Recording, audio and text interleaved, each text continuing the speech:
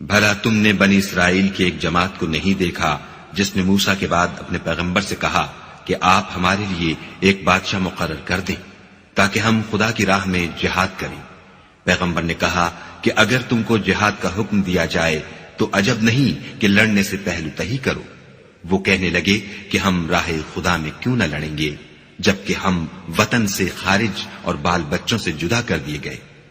لیکن جب ان کو جہاد کا حکم دیا گیا تو چند اشخاص کے سوا سب پھر گئے، اور خدا ظالموں سے خوب واقف ہے۔ اور پیغمبر نے ان سے یہ بھی کہا کہ خدا نے تم پر طالوت کو بادشاہ مقرر فرمایا ہے۔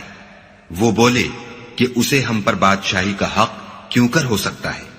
بادشاہی کے مستحق تو ہم ہیں، اور اس کے پاس تو بہت سی دولت بھی نہیں۔ پیغمبر نے کہا کہ خدا نے اس کو تم پر فضیلت دی ہے اور بادشاہی کے لیے منتخب فرمایا ہے۔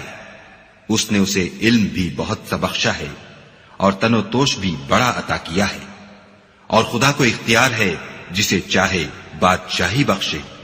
وہ بڑا کشائش والا اور دانا ہے۔ اور پیغمبر نے ان سے کہا کہ ان کی بادشاہی کی نشانی یہ ہے کہ تمہارے پاس ایک صندوق آئے گا جس کو فرشتے اٹھائے ہوئے ہوں گے، اس میں تمہارے پروردگار کی طرف سے تسلی بخشنے والی چیز ہوگی، اور کچھ اور چیزیں بھی ہوں گی جو موسیٰ اور ہارون چھوڑ گئے تھے۔ اگر تم ایمان رکھتے ہو تو یہ تمہارے لیے ایک بڑی نشانی ہے۔ غرض جب طالوت فوجیں لے کر روانہ ہوا تو اس نے ان سے کہا کہ خدا ایک نہر سے تمہاری آزمائش کرنے والا ہے۔ جو شخص اس میں سے پانی پی لے گا اس کی نسبت تصور کیا جائے گا کہ وہ میرا نہیں، اور جو نہ پیے گا وہ سمجھا جائے گا کہ میرا ہے۔ ہاں اگر کوئی ہاتھ سے چلو بھر پانی لے لے تو خیر، جب وہ لوگ نہر پر پہنچے تو چند شخصوں کے سوا سب نے پانی پی لیا۔ پھر جب طالوت اور مومن لوگ جو اس کے ساتھ تھے نہر کے پار ہو گئے تو کہنے لگے کہ آج ہم میں جالوت اور اس کے لشکر سے مقابلہ کرنے کی طاقت نہیں۔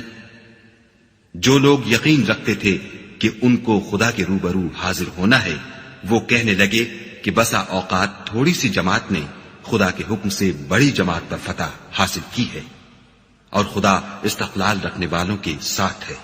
اور جب وہ لوگ جالوت اور اس کے لشکر کے مقابل میں آئے تو خدا سے دعا کی کہ اے پروردگار ہم پر صبر کے دہانے کھول دے اور ہمیں لڑائی میں ثابت قدم رکھ اور لشکر کفار پر فتح یاب کر۔